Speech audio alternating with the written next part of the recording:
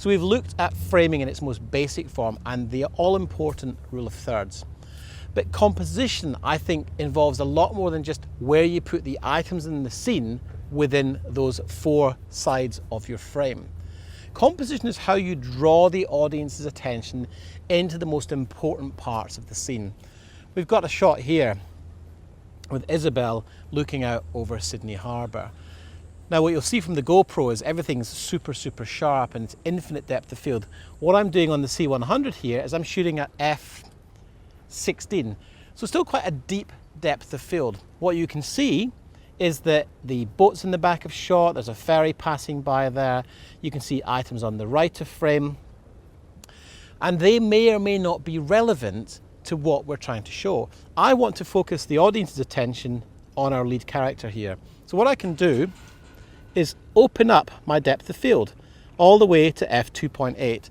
Obviously, there's a lot of light in there, so I'm going to adjust my ND filters to accommodate. And I've also got the Vary ND on the front of the frame for a fine adjustment. Instantly, simply by changing the depth of field, it transforms the focus of our audience's attention. The background has gone into this nice state of blur. The right-hand side of shot is no longer as distracting. And we're suddenly looking at our character here in a totally different way. So this is where I often hear people talk about what's the best use of depth of field for emotion. Well, here's a great example. Suddenly we feel like Isabel might be more isolated within the frame. We don't know what she's thinking about. It could be any number of emotions. But because we've simply adjusted the depth of field, the audience has a different response from when it was a very deep depth of field. Which leads me on to the difference between zoom lenses and prime lenses.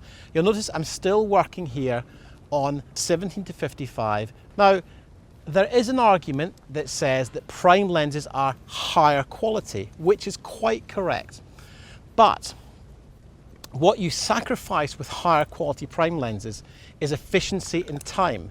And what you have to decide on set is how much time do you have, and are you going to just compromise the look of the image slightly by having a zoom lens which gives you multiple focal lengths in one lens, or are you prepared to use the time on set to change lenses and possibly risk missing a shot?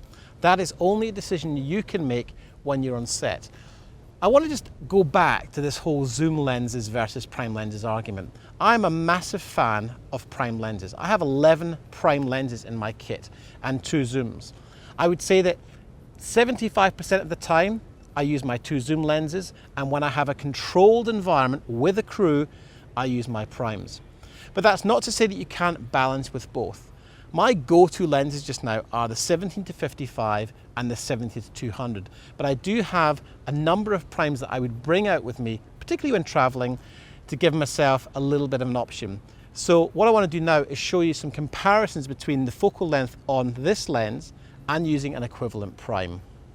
What I've done here is I've exchanged the zoom lens, which I'd shot the last frame at 35mm f2.8, for this inexpensive Rokinon 35mm t1.5 lens.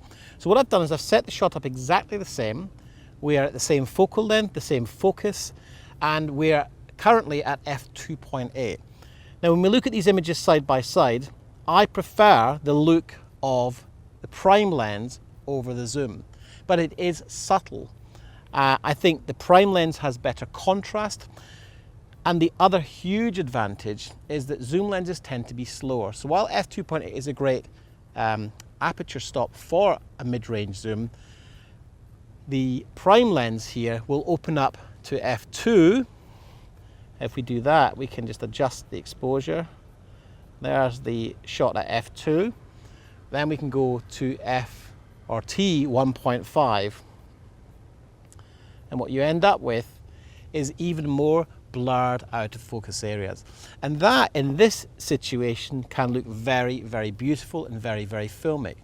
So what primes tend to give you is speed of the amount of light they can let into the image.